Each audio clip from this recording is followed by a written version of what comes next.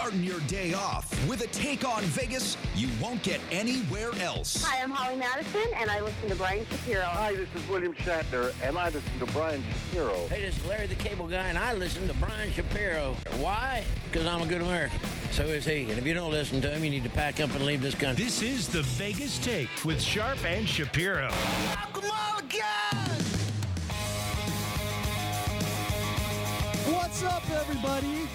It's your buddy Shapiro and Sharpie back at you. It's the Vegas Take on a Monday. Oh, yeah, we got a lot to get to today. We always do. Glad you could join us. We're going to have some fun. It's always fun having this guy on. Coming up in hour number 2, largest, or I shouldn't say largest, right? That's the tallest NBA player to ever play. George Mirasan will be joining us. I want to ask him, in his prime, would he have beaten Manute Bol one-on-one? That's what I want to know. So we'll get to George Mirasan, talk a little NBA hoops coming up in hour number 2. We got a lot to get to. Of course, Jared Kushner, explosive interview. Did not make Kushner and the administration look very good. We'll get to that in just a few minutes as well. And Hank Haney, Tiger Woods' former golf coach, making some racist remarks in regards to the LPGA Tour. We'll get to that. It's Monday. You know what that means, right? It means that Chris Wynn is in studio. What's going on, gentlemen? What's up, Good to guys? see you, Brian. Good to see you, JD. How was your weekend, Hello, fellas? Christopher. Outstanding weekend. Had a chance to catch a little, obviously, some NBA playoff action. You have the Stanley Cup Finals going on as well, too. Game 4 as of right now, and also the big fight on Saturday. Yes, kind of a little of a shock as the Mexican American grabs the heavyweight title. That's right. We got all that stuff. We got. I had $1 million on Anthony Joshua. I apologize. Well, I had an interesting weekend as well. If you both care, you guys never asked me how my weekend was. I'm used to that. It's fine. I'll talk about my weekend anyway, whether you guys care or not. I was in the steam room late on Saturday night, and there's a vision right there, JD. Yeah, wow. No, I was wearing some shorts, so let's take it easy. Take it easy. And I lost my balance, and I landed on my hip and my arm, and I swear for like a minute I thought I broke my arm, and I felt like I needed a hip replacement that night. I woke up the next day, and oh my God, I was so sore. I'm still sore. I could not swing a golf club right now. You sound like a 75-year-old man, the way that you're talking, the way that your body seems to be breaking down, Brian. It has been breaking down for a very long 39 time. 39 years old of just pure You're brutal. a young buck. You shouldn't have these issues, my friend. Very brittle, kind of like your car. I won't disagree with that one. So I'm watching Game 2 of the NBA Finals. So we're going to get to the game a little bit later, but I'm watching it with a few friends of mine. One gentleman who had $5,000 on the game sitting to my right. A very famous former basketball coach sitting to my left who was making some large horse wagers and that sort of thing. And we all order some food. There are like 5 or 6 of us, right? We're in a VIP booth area because we're with some guys that are spending a lot of money. And the deli bill there. And by the way, Westgate, they've always treated me great there. It's a great place. I love going there, and I will continue to go there. So we had a deli bill of like $70, right? And we assumed that was going to be comped. We almost started a World War III there. First, we got cocktail waitresses, then we got hosts, then we got, it was unbelievable. Literally, the guy sitting to my right bets like $3,000 a game. Right. And it took them 2 hours, and they didn't comp our bill. And all of you guys there are basically the highest card players that there are in that casino. Yes. As far as level. I have never seen so much unprofessionalism. Is that even a word? In my life. In my life, it's not like we were betting $5 or $10 or $20 on the game. Right? I'm sitting next to guys that are betting enormous amounts of money, and there were no hosts on duty, and we had the VIP head guy for food and beverage. All he has to do is press a button, and we were taking care of the waitresses. We were tipping well, and they wouldn't comp us a $70 comp on food. JD, didn't they know who they're dealing with over there, man? Don't they know that they have Brian Shapiro, who's the king of wheeling and dealing when it comes to comps in Las Vegas? Well, clearly not, and they're not thinking about what Circa's doing. Circa just opened up on June 1st, and I can guarantee you that would not fly over at Circa. No, look, I like Westgate. Let me say that again. I love going there. It's a fun place to go to, but they were horrendous. Their service was horrendous when we were over there. That's all I'm going to say about that. Speaking of horrendous, let's talk about Jared Kushner. I talk about Kushner all the time on this show. I think he's a complete nimrod. The only reason why he got into Harvard was because his father donated $5 million to the university. He's never done anything in his life but lose his father's money. He's very good at that. He's completely unqualified for one of the most powerful positions on the planet. And he proved that he was certainly not prepared for this interview. So he's doing this interview on this HBO show. Have you heard of it? The show's called Access. It's actually a pretty good show. I just started watching it, and I enjoy it. I think they do a really good job. The gentleman who did the interview was fantastic. Jonathan Swan. Yeah, really good. So Kushner is asked about Jamal Khashoggi, okay? Oh, yeah. Asked about that whole situation. I want to play this audio for you because it's going to show you not only Donald Trump's lack of knowledge, but the miscommunication between Kushner and Trump. So you're going to hear a clip where Kushner's asked about the Jamal Khashoggi situation. And by the way, we already know that the CIA has already made the conclusion that the Saudi crown prince was accountable for this. They murdered this guy, and then they tried to cover it up. So I want you to listen to this clip where Kushner's asked about this, and then Trump is asked about it a few hours later. How many conversations have you had with Mohammed bin Salman about the murder of Jamal Khashoggi? Yeah, again, the discussions I have with whether it's individual Palestinians or with world leaders or with other people, I keep those discussions to myself. The people who need to know about them in our government it's related to the jobs that they're doing, they know about those discussions. The Senate has unanimously said that Mohammed bin Salman ordered it. The CIA briefed members of the Senate who voted that way. I don't know what the administration's waiting for in terms of accountability. I believe that there's a report that they're working on. They've been doing an investigation, and when they have the facts of the investigation, then it'll be up to the president to make a determination on what he wants to do. Mr. President, are you willing to say that MBS is responsible for Khashoggi's death? When did this come up again? What are you back? Are you back? Are you back, what, 4 months ago? No. So nope, just a couple of minutes ago. So there you go. Okay, let's cut that audio. Let's cut that audio. So so there you go. First of all, that's ridiculous what Kushner said because the CIA report already came out. This other report that I have no idea what he's talking about. He says, I believe that they're going to file a report as if it's not already been signed, sealed, and delivered, right? It's done. It's a done deal, right? Yeah, of course it is. And then Donald Trump, hours later, is asked about it, and Trump's like, why are we bringing this up again? This is old news. It shows you about the communication among members of his administration, and his very close members of administration, his people that are with him on a day-to-day basis, right? People are not informed and on the same page, right? About what's going on. I understand Donald Trump's not going to be aware probably of every interview that members of his cabinet do with respect to Kushner doesn't do any interviews.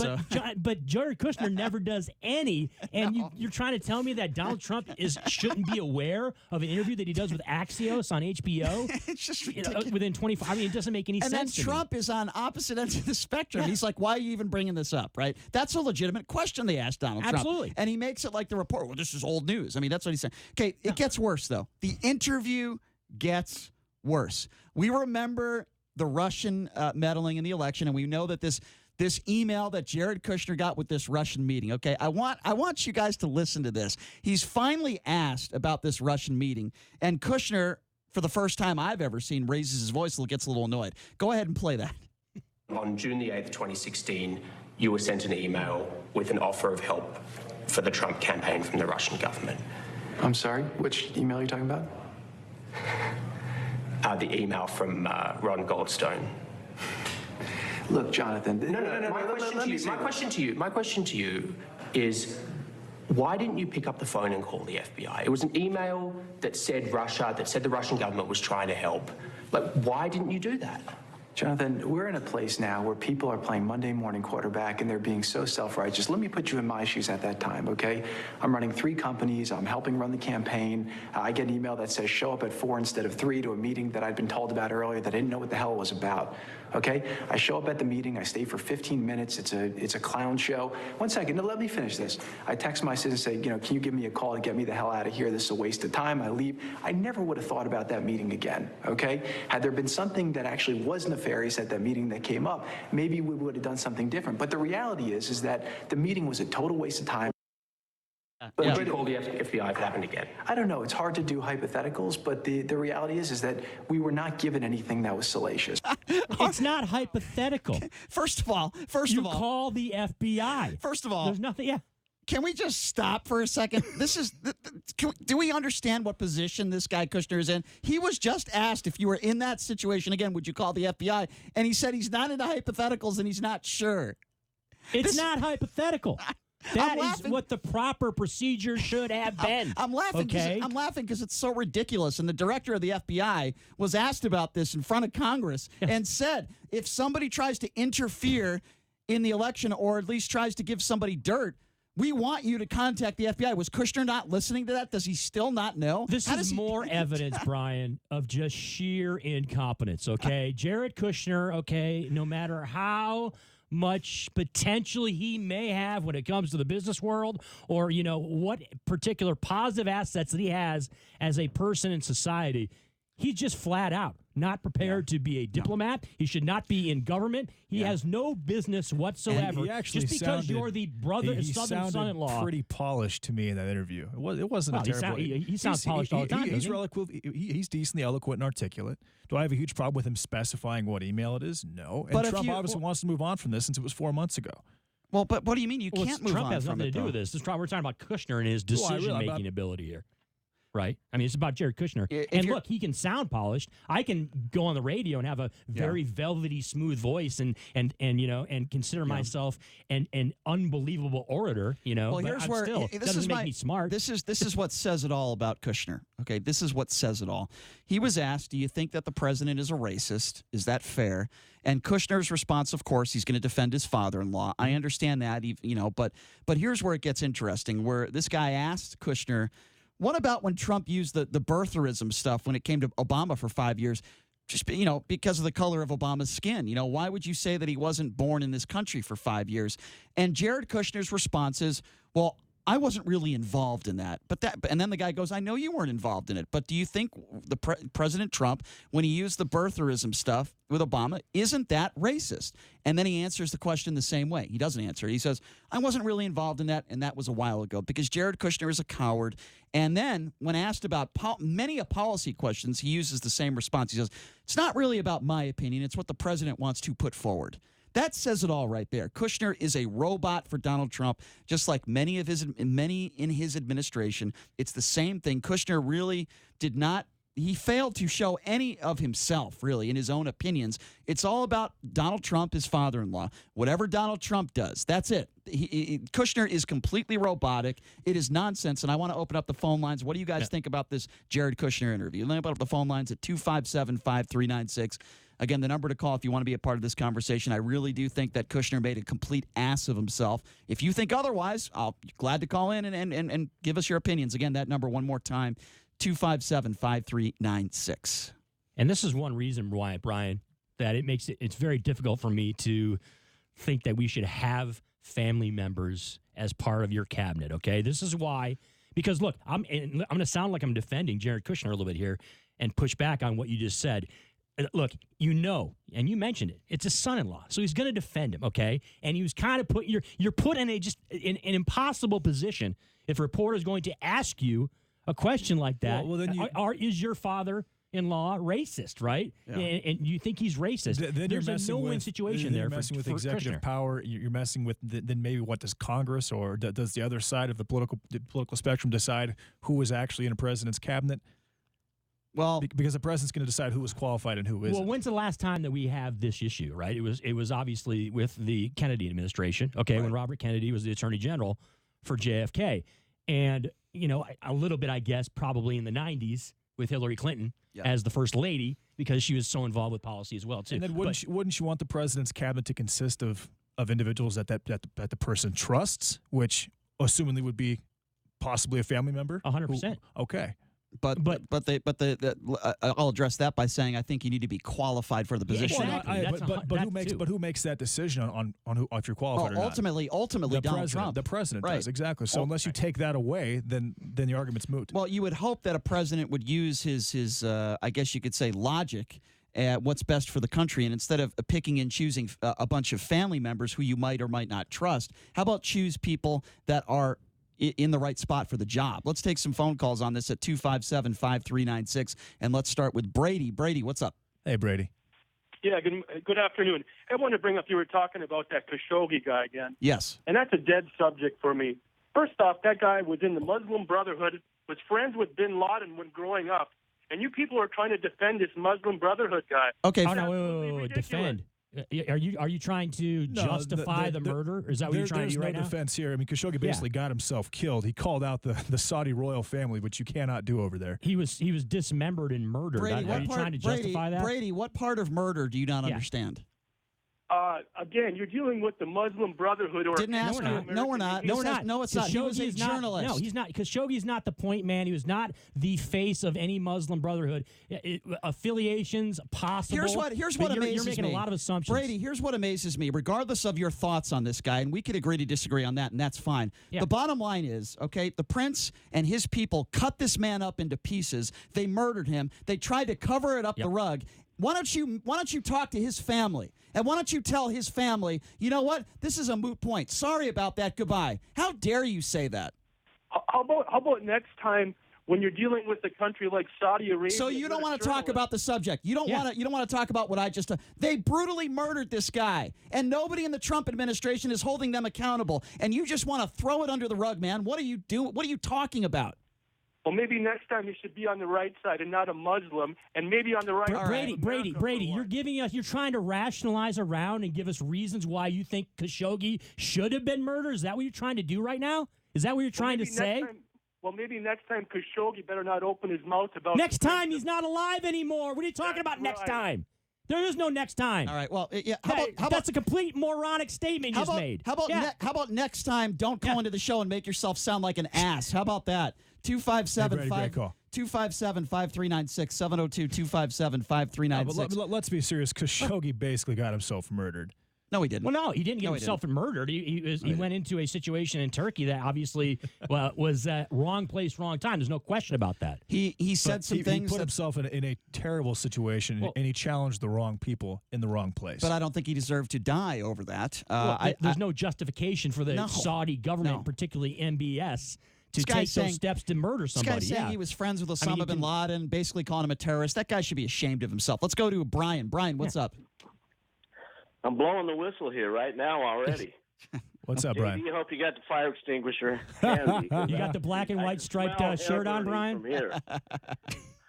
What's up, Brian? What do you think? Well, Khashoggi is old news, and what JD just said is spot on.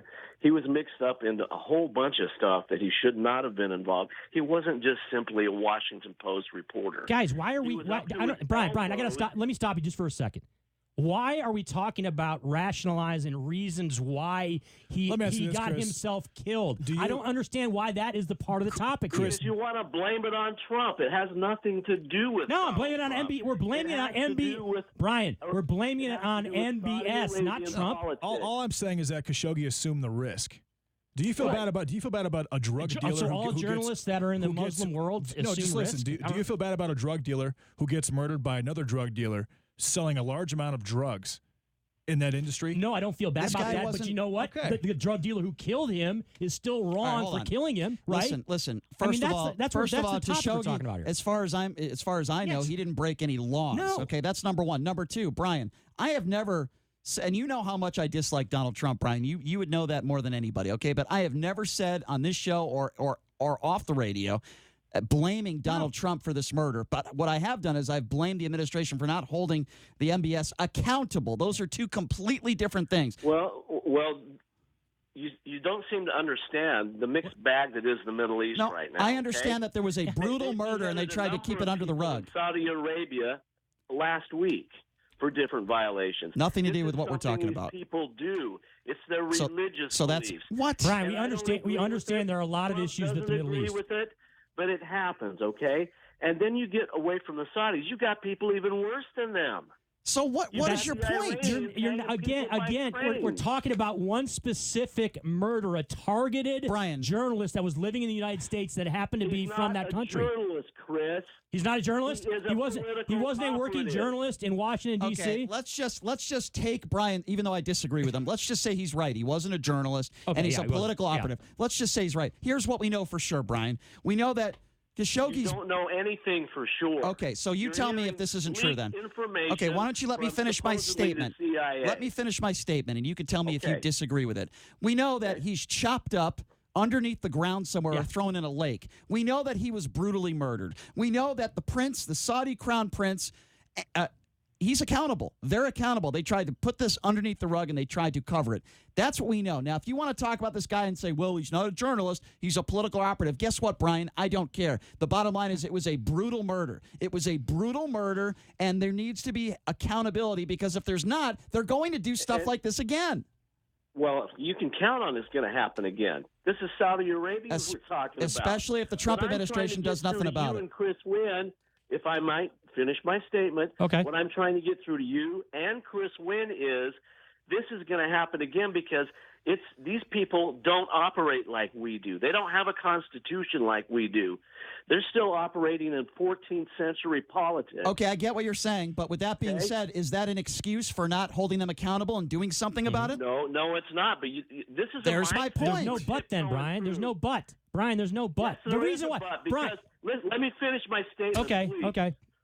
We are tiptoeing through a minefield, and Saudi Arabia is one of the few entities that are going against the other hardcore Muslims. Are they guilty of horrendous things? Yes, but so are these other people, and we're walking a tightrope trying to so that the whole region doesn't blow up right now. Brian, let me pinpoint the reason why this is an issue and why we continue to talk about this now and why we talked about it 4 or 5 months ago. The reason is because it wasn't about blaming Trump like you tried to point out. It's because the administration has not acknowledged that MBS is responsible. There you That's go. the entire reason why this is an issue. We understand Saudi Arabia, other countries in the Middle East, they do horrendous things. People get killed all the time. But that is the core of why this has become so important here. Exactly. And that's the point we were both trying to make. Jimmy, you're next. What's up, Jimmy? Yeah, let's talk about something a little closer to home. How about South America, Mexico, the drug cartels killing our kids, our adults, busting up our families? Why doesn't our government team up with these other governments down there and just go down and take out all these drug cartels, kill them?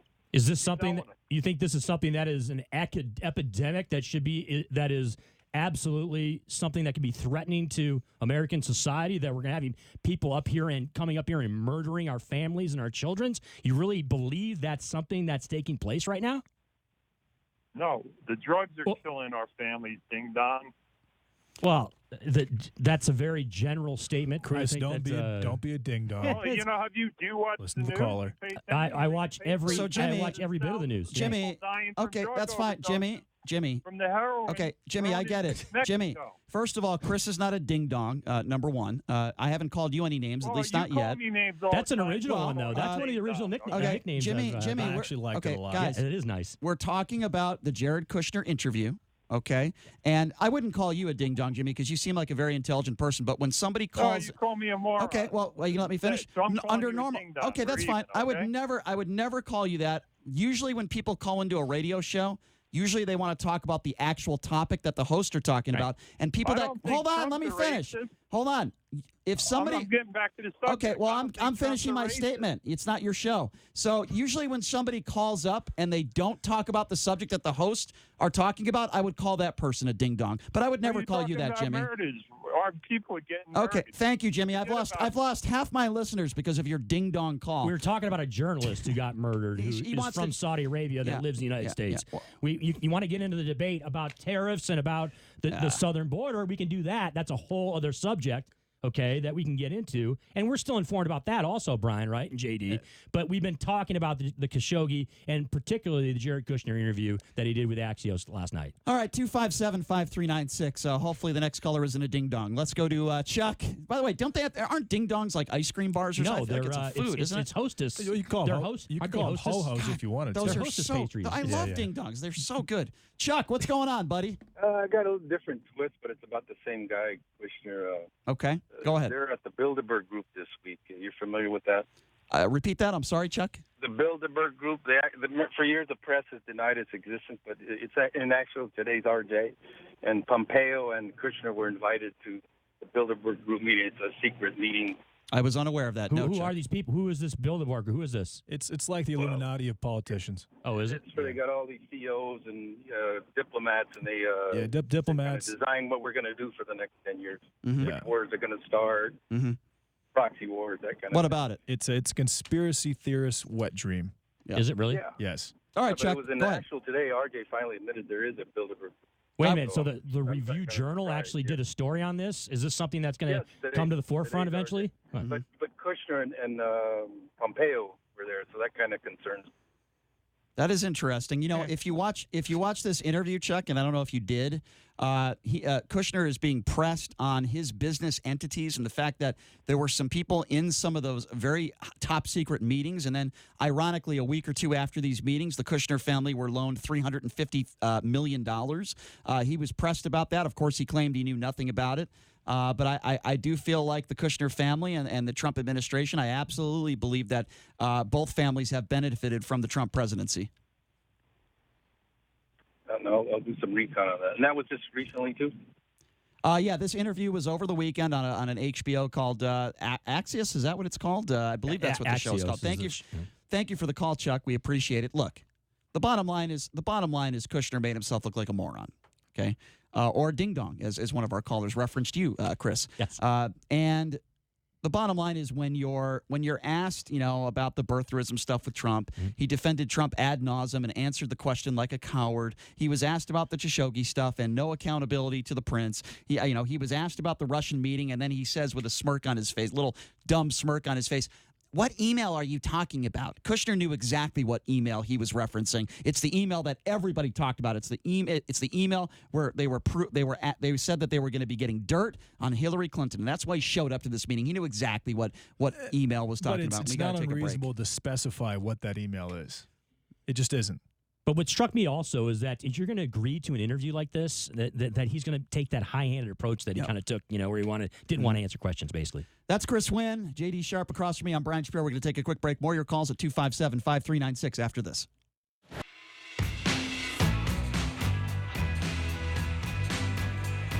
All right, welcome back. It is the Vegas Take Sharp and Shapiro. Chris Wynn in studio. Got some good guests coming in studio tomorrow. Well, we got a good guest coming up second hour. Not every day you get to talk to George Murasan. Have to ask him about his movie career. We got to see another commercial career too. Yeah, commercial career, movie career. He was in the Eminem video, one of Eminem's videos as well. He's coming up in hour number 2. Tallest player ever to play in the NBA.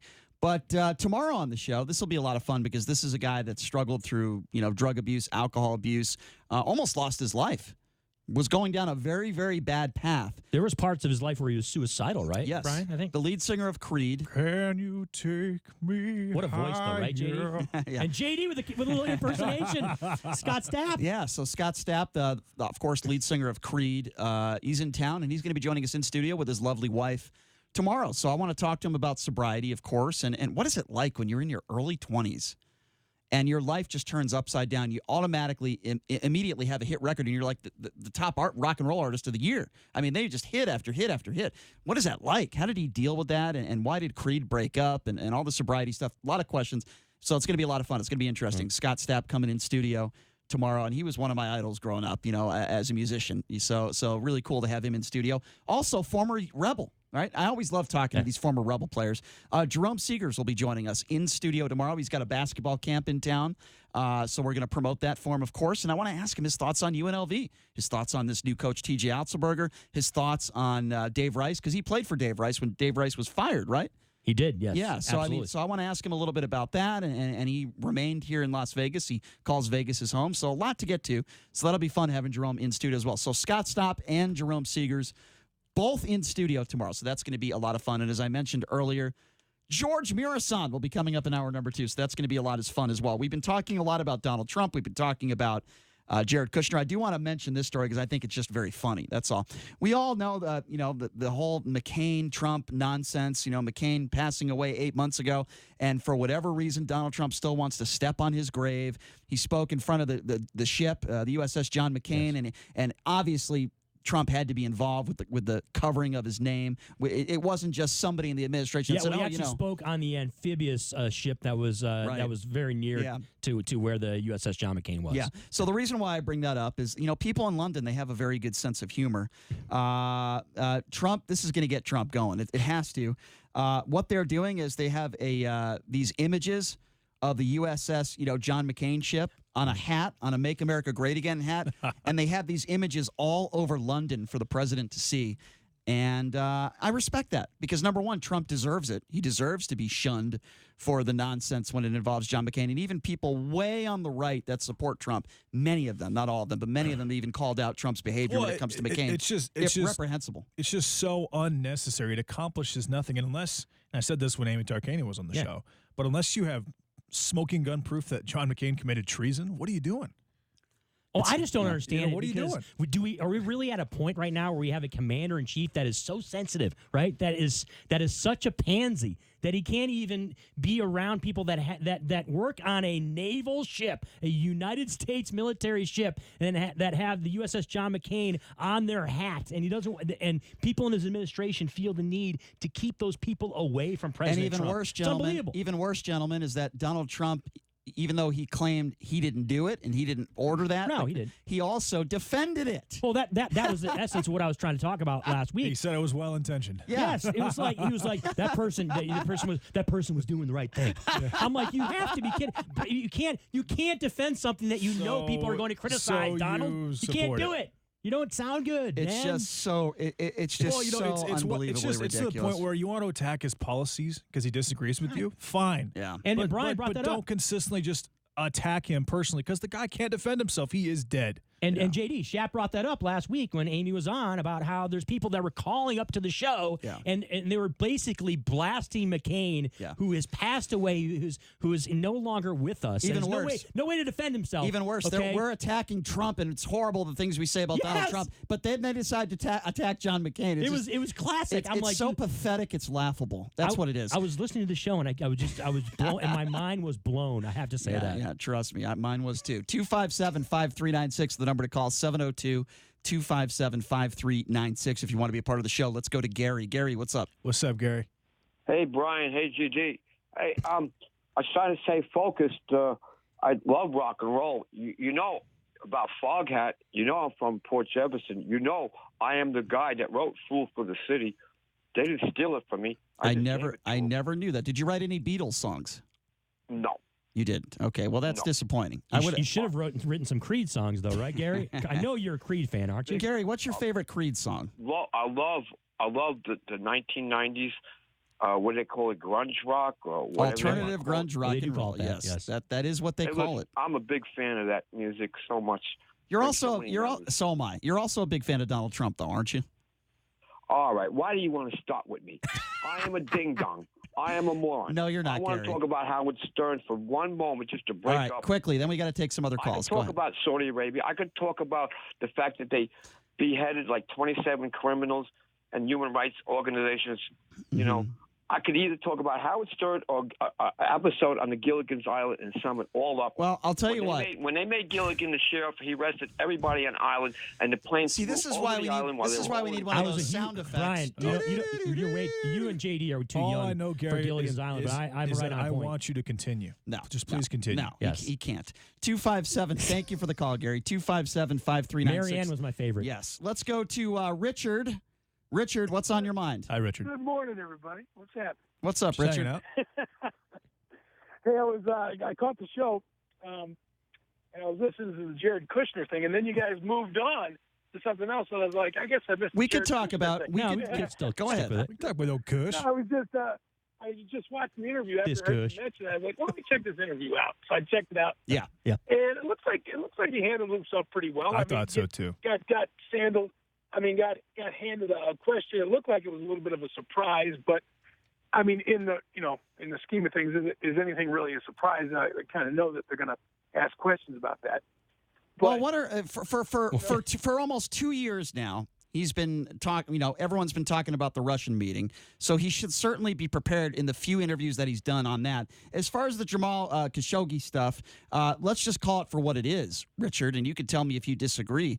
But this was a brutal murder. And the prince, the Saudi crown prince, tried to put it underneath the rug. There was a huge cover-up, and there needs to be some sort of accountability. And then when Trump is asked about it, you get a different answer than what Kushner said. So I think that made them look ridiculous. And then I understand that Kushner does not want to call his father-in-law a racist. And look, even I don't know if Donald Trump is a racist. And you won't find someone who goes after Donald Trump more than me. I don't know if Donald Trump is racist, but certainly you could argue he's done some racist things. Why would you go for 5 years and talk about the birtherism stuff when it comes to Barack Obama. Not only was he wrong, he never apologized about it. Why did he do that? I think Kushner should have answered the question this way.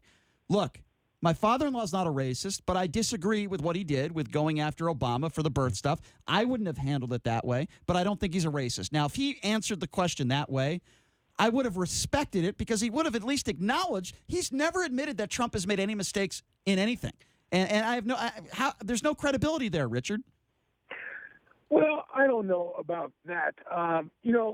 With everything that's going on, with all the attacks coming up from every angle and everything else, I guess somebody has to put something in place that says, look, if you get attacked or if there's a question that comes across like this, you're going to answer it like this. How about answer it honestly? How about that? Yeah. Well, yeah. Well, but what I'm saying is that when we're talking about how divided everybody is and how all these questions come up and can we answer these questions or can't we answer these questions, at some point somebody's going to say, look, is all of this really good for the country or is it not good for the country? I think it's good for the country to be honest. I think when you're honest, that's good for the country. Nobody's perfect. We all make mistakes. But let's hold. But I also think it's good for our country to be a country. To no matter what side of the fence you're on or however you like to play it, we need to stay together as a country. I don't disagree with that, but both need to set ourselves up so that we can be I agree. Susceptible, Richard, and I think that's what's happening. I think in the grand scheme of things, and this doesn't even involve Trump as much as Republicans and Democrats. I mean, let's talk about both sides of the aisle. They need to find a way to work together. And I'm 39 years old, okay, Richard, and in my lifetime, this is the worst, in my opinion, it's ever been as far as Republicans and Democrats bickering and going after each other. Now, with that being said, just like I criticized Barack Obama for, race relations in this country, don't think he did a good job there. I think Trump is just as bad as reaching across the aisle and try to get Republicans and Democrats to work together. I think he's dividing the country worse when it comes to politics. Yeah, I'm not sure I'm on board with that. I kind of think he's trying to just say, all right, look, we need to get down to business and let's do business and let's stop this. So walking out of a meeting and having a hissy fit, you think is good for the country? Oh yeah. I mean, there's never going to be I won't be able to cover all my bases everywhere. That's for sure. But when it comes to the big scheme, yeah, we need to stay a country. We need to support the guy that's in office, and that's how it needs to be. Believe it or not, Richard, Trump's definitely dividing the country, but the media outlets are definitely taking what he's giving them and running with it as far as they can because it makes them more money. Believe it or not, Richard, and I appreciate the call, when Trump was elected into office, and even now, I want him to succeed. You know why? Not because personally I want him to succeed, but I know that if he succeeds as the president, guess what? We all succeed. The country succeeds. But he's not going to succeed, in my opinion, just because the economy's good or unemployment numbers are down, okay? The way he acts and the things he says on a regular basis and the way he embarrasses himself on a national stage, on the stage with evil, murderous dictators, is a complete and utter joke, and it's an embarrassment to the country. In 2020, it just comes down to are Americans going to vote based on what Donald Trump has done or what he has said? Well, Brian and the caller brought that'll this be the up. Difference. JD, what has Donald Trump actually done? What has the Trump administration combined with Congress been able to get done? Particularly in the very recent, 4 or 5 months. Absolutely nothing, right? Yeah. It's basically great. You mentioned it, Brian. You say it's the worst it's been. They haven't been able to get anything done on infrastructure. They haven't been able to get anything done when it comes to, reasonable immigration. They haven't been able to get anything done when it comes to foreign policy. There's nothing that's gone on. Now, look, people who tout what Trump has been able to do since he's been in office, they bring up the tax cut that took place back in December of 2017, and they bring up, conservative judges, whether they be federal judges or whether they be Supreme Court justices. They bring up unemployment, they bring up welfare, they bring up the stock market valuation, they bring up a lot of things. Well, let's take some more phone calls. Let's see what you think out there. If you agree or disagree, give us a buzz, 257-5396. Let's go to Neil. Neil, what's up? Brian, what's going on, man? Not much. What's on your mind? What do you think about this? Listen, I'm loving this conversation. Point one, I've been called far worse than a ding-dong. I say that right up front. Me too. That's why I wasn't too shocked when it came my way. Neil, I know this might come as a shock to you, but I would say 20 times a day I get called worse. Most insults don't make me hungry, but that one did. Neil, what's on your mind? What do you think about this stuff? All right, listen, about the prince and Khashoggi. All right, I just wanted to mention something that's being lost in this conversation. How about national sovereignty?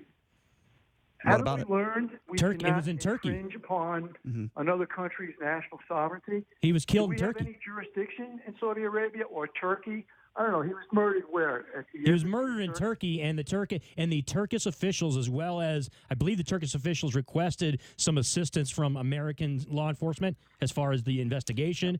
And so it was basically a joint effort because Khashoggi is I believe he's a naturalized American. I don't know what kind of status he has in the United States. He was living in the United States, but he is a Saudi citizen. Right.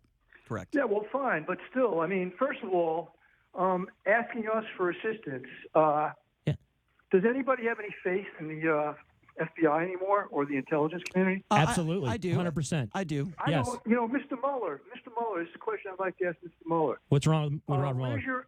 Where's your evidence about Russian interference in our election? I want to see the evidence. There was, I believe, 11 agencies in the intelligence agencies that confirmed. There was definitely interference. There was about $100,000 worth. Yes. It's 11 agencies. I want transparency. Mr. Mueller, show us the evidence. Neil, that ship has sailed. That ship has sailed. The evidence is with Facebook. They actually spent money on ads through Facebook. Hold on a second. Neil, hold on a second. Neil, you mean to tell me that you believe in your heart and in your mind that there was absolutely no Russian interference at all in any way, shape, or form in the election? Do you actually believe that? Well, can I qualify my response? Just let me say this. Well, I mean, it's a simple question. Now, you could correct me if I'm wrong. I believe Mueller advertised to a lot of fanfare that he indicted, 10 or I don't know how many. Fanfare? Advertised? What do you say? He's a special Republican. counsel. He's a special counsel. The guy didn't talk for months. Nobody even knows what the guy sounds like until last week. Well, now I gave you a chance, Neil. I'm sorry. I got to get this some other. Neil, you're killing us. Got to get if this you're going to come with this, you got to come strong with facts. You can't just start spouting off what you believe. Neil, that was a ding dong opinion. 257-5396. Let's go to Scott. Scott, what's up? Good evening, Vietnam. What's up, Robin Williams? How's it going? Yeah, thank you. Thank you for the compliment. What's going on, Scott? Brian? I said, Hello? Yeah, I'm here. I'm waiting for you, Mr. Williams. What's going on? Okay. I've been around since Ike. If your listeners don't know who Ike is, he is General Dwight D. Eisenhower. Yes. President Eisenhower. Yes. So I'm guessing you're about 25 years old. Go ahead. 25 years. No, what did Jack Benny say? He was 30-something, 39? Yes. Add about a half a century to that, I'll say 39 the rest of my life. All right, go ahead, Scott. Okay. Barack Obama. Now, wait a minute. When I was in first grade, before I get to Barack No, Obama. let's talk. No, I don't care about first. Let's go back to Barack. Go ahead. Finish your Barack Obama statement because I'm sure it's going to be very positive. Grade, we had 48 states. Yes. And I'm no whiz kid, but then okay. Between my time in first and second grade, we added 2 more states, Alaska and Hawaii. History lesson for you, Shap. 50 states. This is why I didn't go to history class. Barack Obama on the campaign trail in 2008, May 20th. Look it up if you want. Okay. Yeah, I won't, but go ahead. I have visited 57 states, and I have 1 more state to visit, which equals 58 states. Okay. Where are these 8 new states? I'd like to visit them. Okay, so your criticism. Hold on a second. Wait, Scott. Hold on. So you can't count? Is that what you're trying to say? Scott. All the blunders and all the horrific things that Donald Trump has said over the course of the last 2.5 years, and you want to criticize Barack Obama for saying 58 states? I'm not done yet. Well, I mean, you're killing me. It took you 5 minutes. Well, no, just wait a minute, Brian. Why in Kenya, alongside every road, there is a billboard that states, "Welcome to Kenya, birthplace of Barack Obama, President of the United States." I mean, somebody's trying about that. There's probably some comedian that's very funny in Kenya that is trying to make a joke. You're Scott, you're killing us. You're absolutely destroying.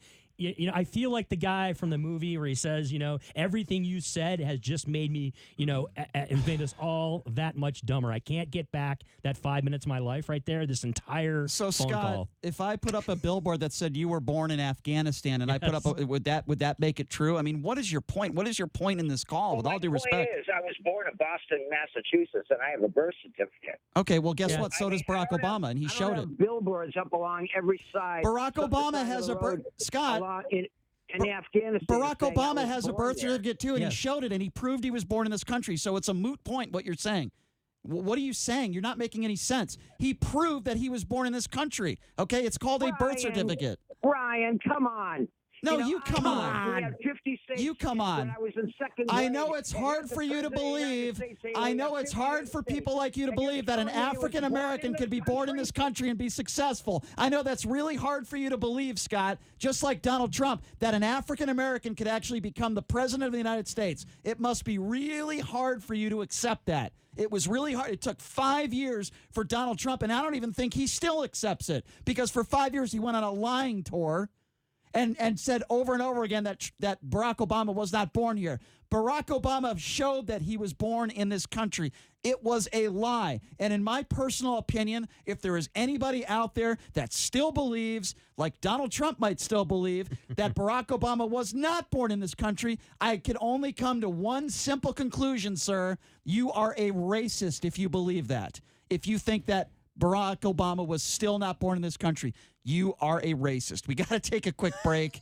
When we come back, speaking of racist, Tiger Woods' former golf coach, former swing coach, you are not going to believe what Hank Haney said about women on the LPGA Tour. It's not good. We're going to talk about that when we come back. You're listening to the Vegas Take on the all-new 101.5 FM, 720 AM, KDWN.